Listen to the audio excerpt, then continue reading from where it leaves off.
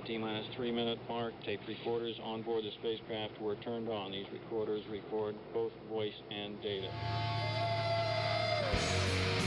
We have ignition sequence start. The engine's now building up to 7.7 million pounds of thrust. We have a launch commit and we have a liftoff. Moving back. The Saturn V lifting off with power. And we're back. This is the Rocket Shop. I'm your host, Tom Proctor, and with me now is Babehoven. Hello. Hello. How's it going? Great. Yeah. Drove up here from Arlington today. We're happy to be in a city. Arlington, Virginia? Yeah. Oh, wow. I'm kidding. Vermont. Okay.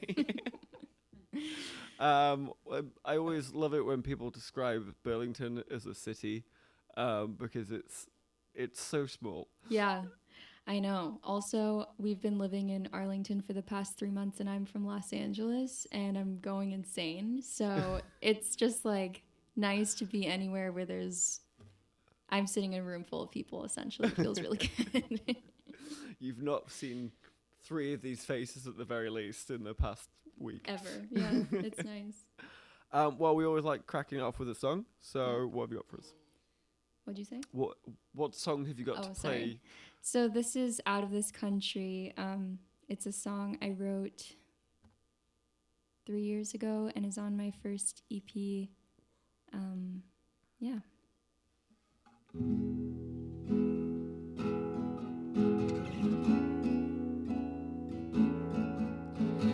There's no time in the morning, but I slept in past the alarm. I'm sorry,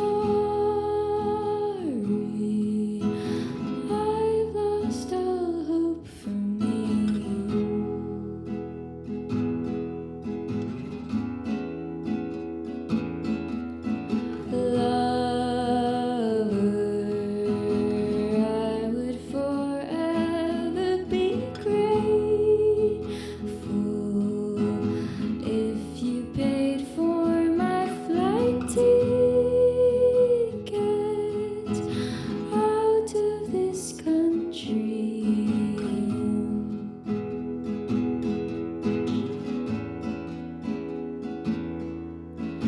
There's only one thing I've got to say, like only one thing.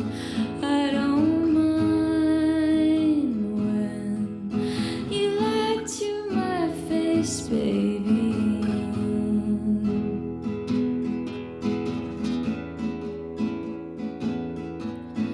She said, hour for hour, I'm growing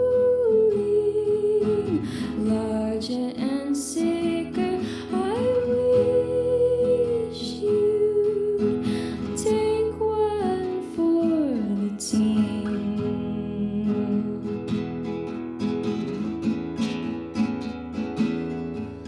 But I wait outside the library. I wait. Well, I'm straight glued on the floor, and I said, I've lost all hope for me.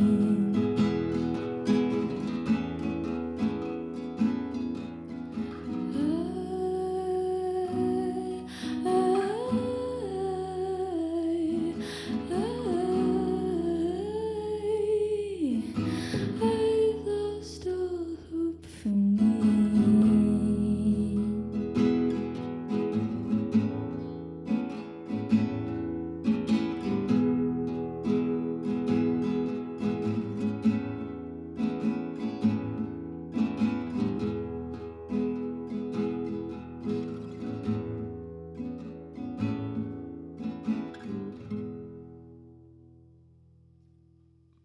Babehoven with a track from your first album. Yeah.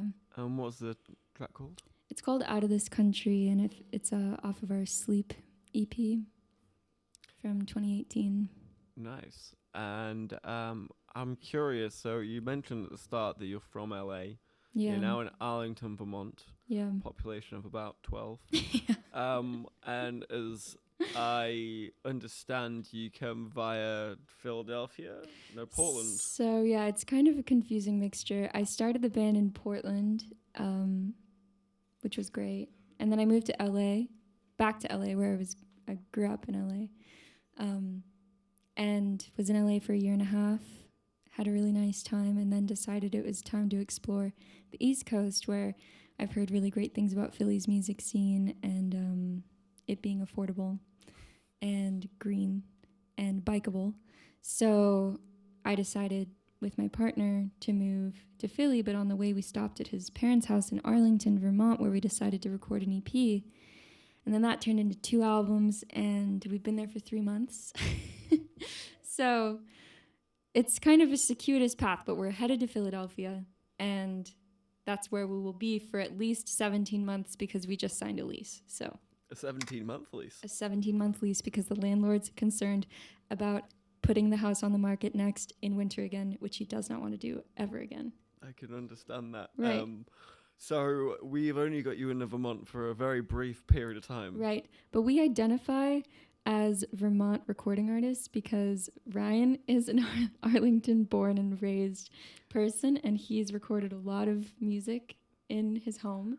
And that's where we've kind of really been focusing on our work. So we're kind of like embracing the Vermont musician lifestyle, but I'm ready to be a city person again.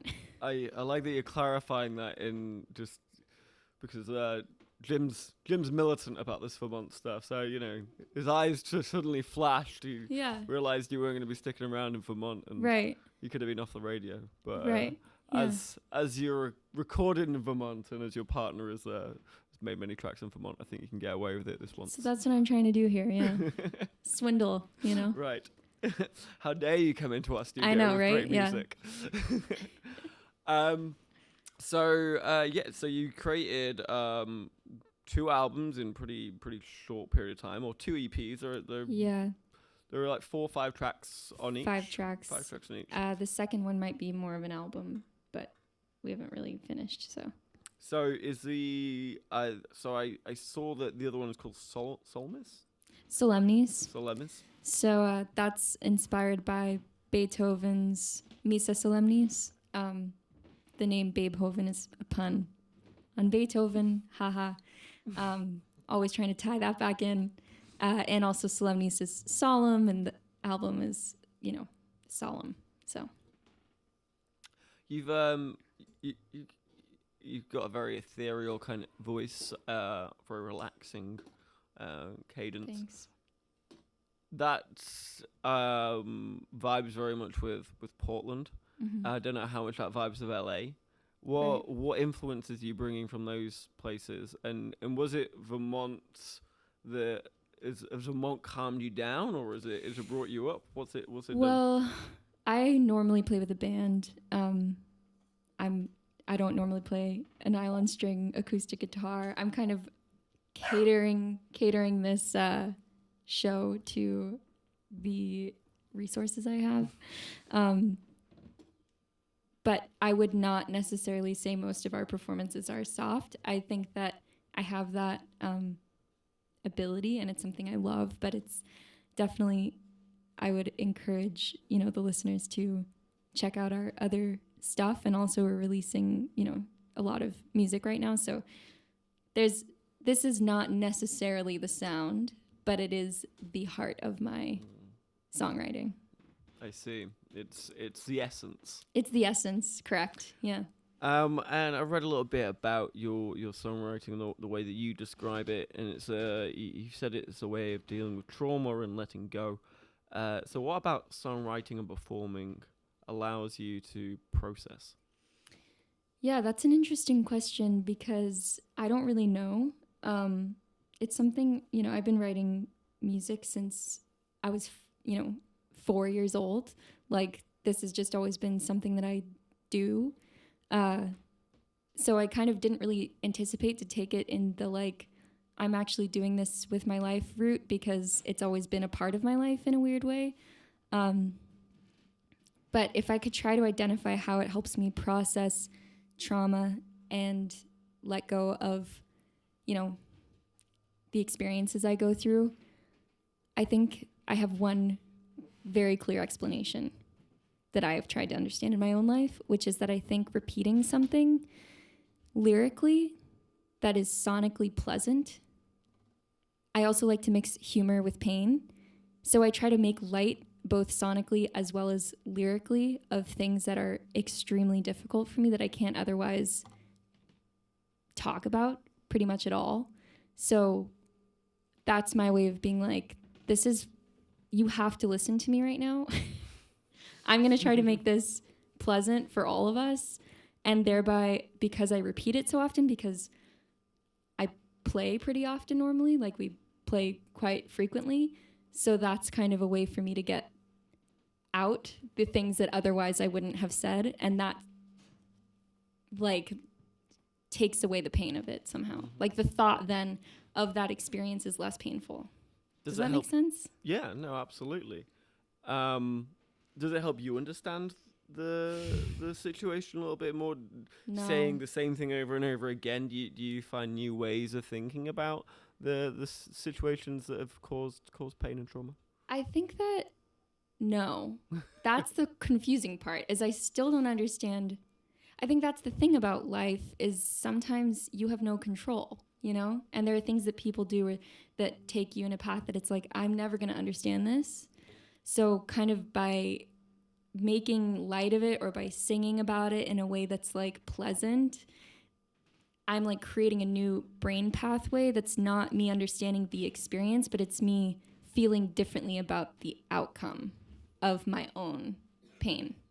Does that make sense? Yeah, I'm asking you if this makes sense because I'm still trying to figure out why this is pleasant, You're talking in the same manner of the way that you process and you present songs. Because, like, for example, while I was living in Portland, the Sleep EP is a heartbreak EP, which I heard Harrison talk about, and I understand. I was still deeply heartbroken, and I was playing mostly a show a week, sometimes more, and it was horrific because I was singing these things that were like really painful, and then afterwards people would come up and be like, "Great job, that was so fun." And I'm like, what? How is that fun? Like, I actually felt so separate from everyone else's experience that it was like not pleasant, and I decided I didn't want to play anymore. And then life changed, and I started to distance myself from that deeply raw feeling, and now I love playing those songs, but I actually couldn't listen to them. Now I like that EP. So, and I'm going purely by stereotypes here.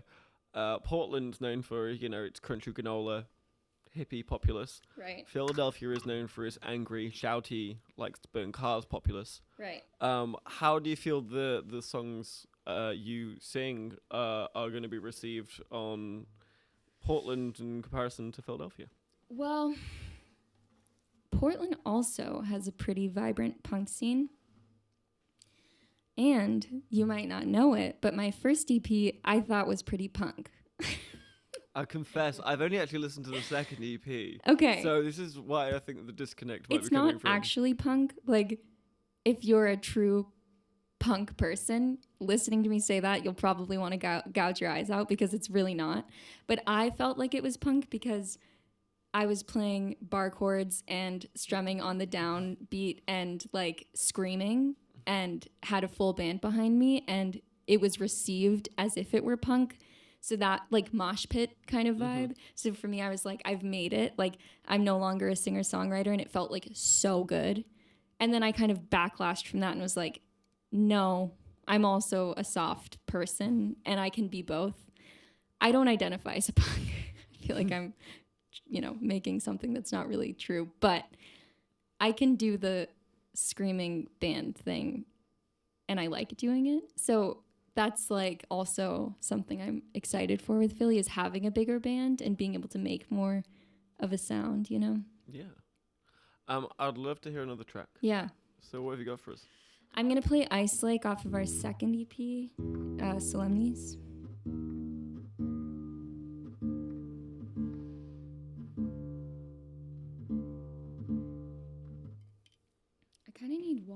could you hand me that water? Or yeah, thank you. Thanks. Very supportive that you've also brought your dog with you I tonight. know. This studio needs more dogs. Just gonna put that Woody as a shout. Guthrie, that's our dog. Actually.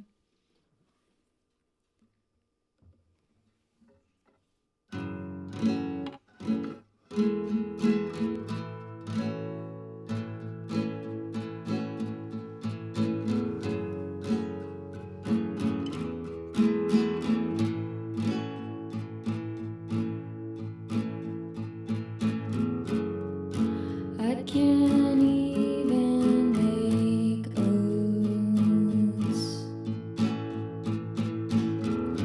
and my Tupperware is broken. When I try, they explode. Maybe next time I should soak them when you walk through the door. It's as if I had a tally. Now I'm ready to go.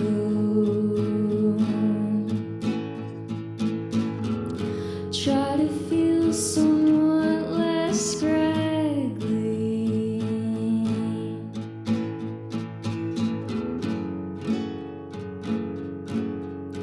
I walk through the snow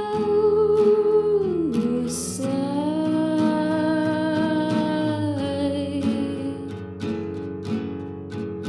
all the way home on the ice lake. The rich made of snow sprite.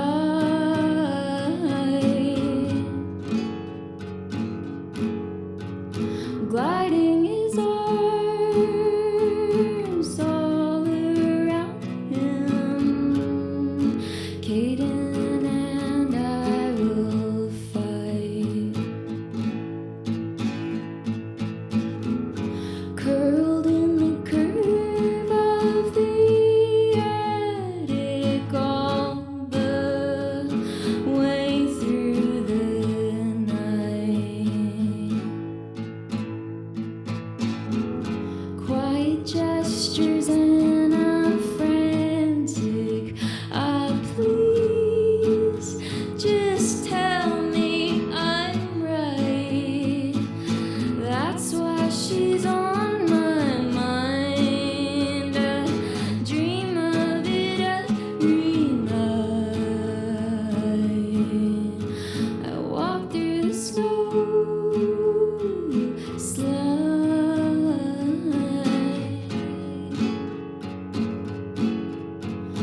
all the way home on the ice lake. But Saskia throws high.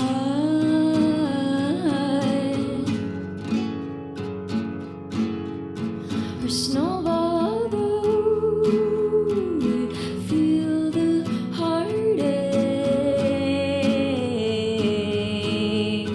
'Cause family grows and dies.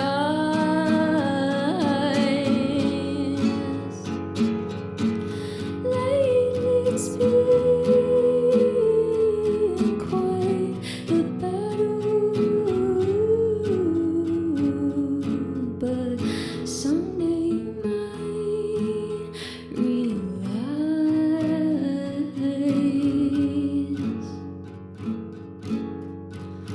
all of the weeds I'm missing.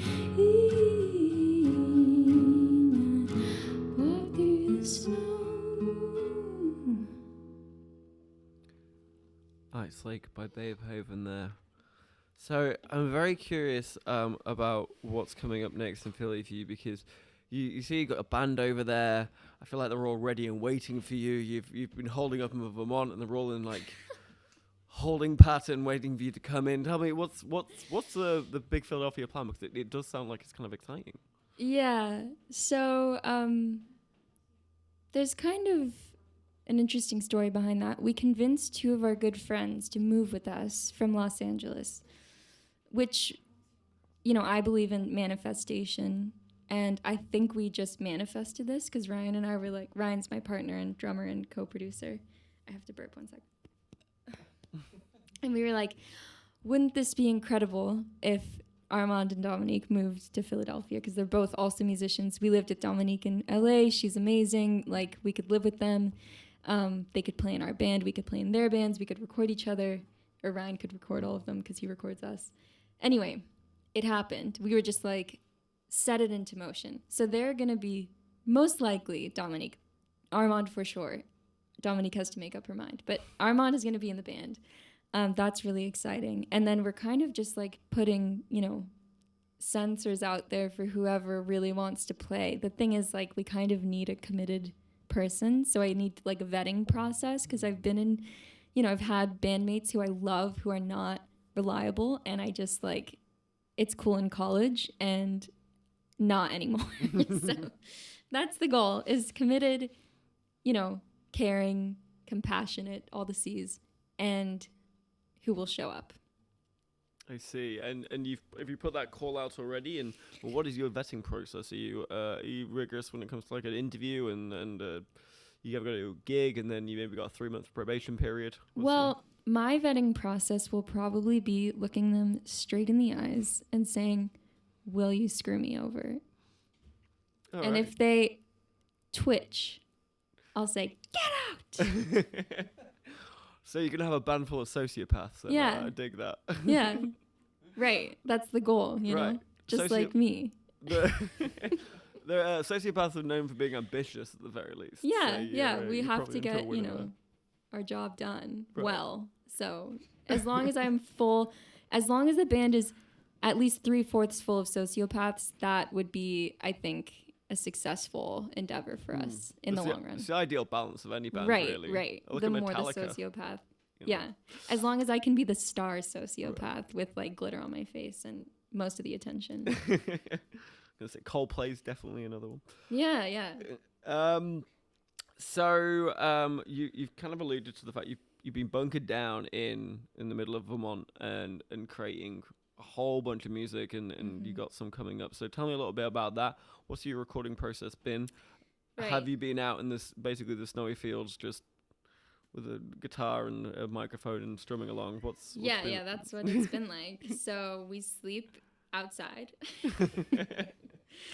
by firelight. That's how we cook everything too. It's all like hand-built instruments. No, just kidding. So we live in Ryan's parents' house. They have a great garage. When it was still warm out, we recorded mostly in the garage, much to our chagrin, because the neighbors' children liked to come over and touch everything we own and like steal things. So we have since moved into Ryan's room, which has been great because he has a spacious room, and he happens to be like, Ryan Albert happens to be one of the most talented recording artists I have ever had the pleasure of working with, in my very established career. But he is really talented. So I think this next EP is like, I've never felt more proud of a body of work. So that feels really good to be releasing it. And also we've had the time to put so much like creative juice into it and like F around with it in a way that's like, sorry, I don't know if I'm allowed to say that. You're allowed to say F. Okay, so Everything after that. Yeah. Absolutely So we've really put all of our energy into it because that's all we've been doing besides the logistical backside, which is what I do, which is like reach out to 1,000 blogs, talk to a bunch of labels, try to get all the like backside to work out the right way so we have an actual successful release. But everything else has been creative, and that's been really exciting. We've also made music videos for every release we've had. We've had 2 singles come out. We have 1 coming out in January. All 3 of them have music videos. Then we have the EP, And we have a music video coming out from the last song, one of the other songs in the EP coming out after that. We've made all the album art ourselves. Everything's been like true DIY, like in the best possible way, like not half butted. That's a swear again. Really carefully DIY'd with all of our hearts, which feels great. Excellent. And so when's the plan to release the whole thing? Right. So the full EP is coming out February 7th.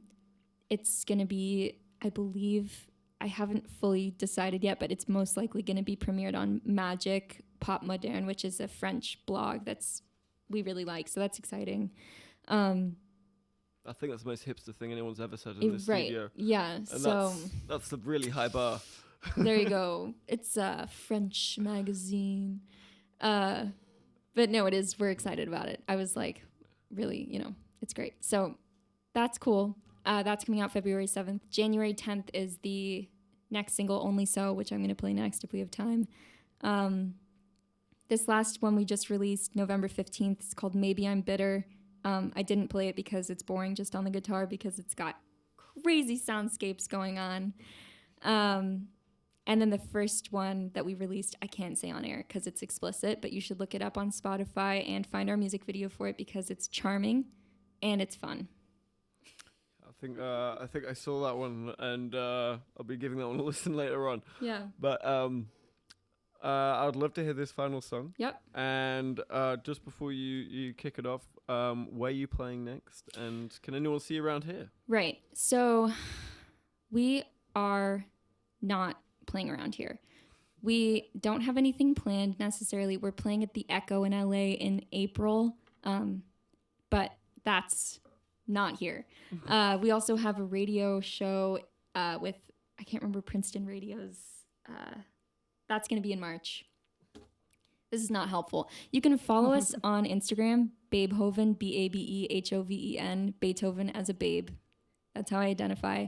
And we also have a Facebook. We're also on, Twitter. Oh, yeah, I just made a freaking Twitter, which I never thought I would do. So we will be playing, once we have an established Philadelphia life, we will be playing. All right. So this is Only So.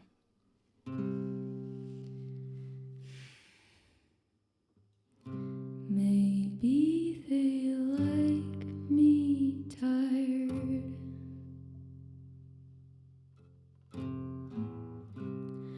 I can do that for them.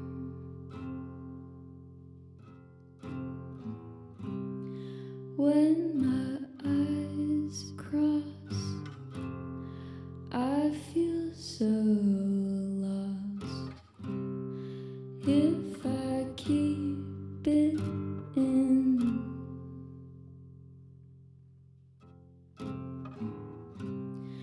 now it's daytime and I'm leaving home to try something new.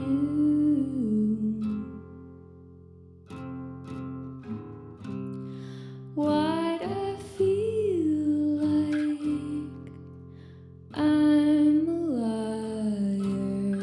Well, I said nothing true.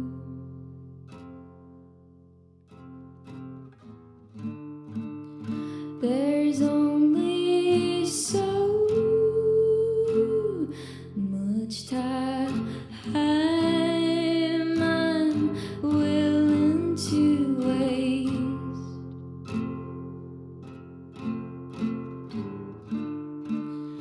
There's only so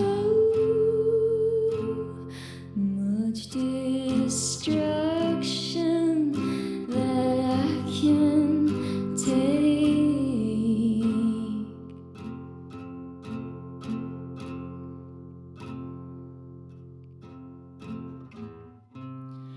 It's a Tuesday.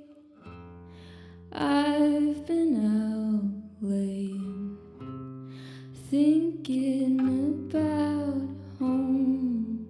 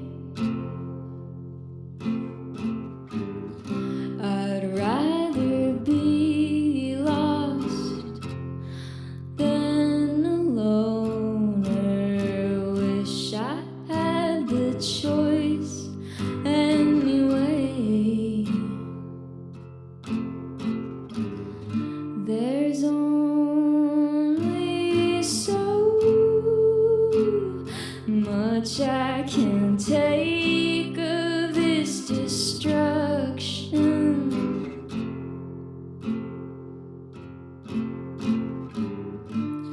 Though I have it down, maybe you see how much I'm broken.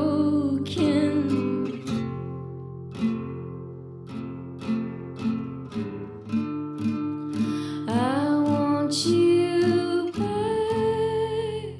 I want my family around me.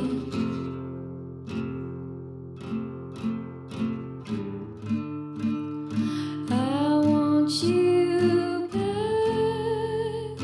I want my family around me.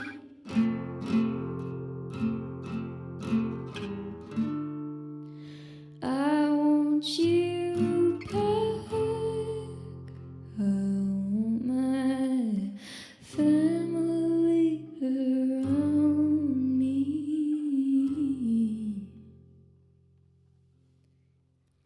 Babehoven playing us out with a beautiful one, Only So. Thank you so much for coming in. Thank you.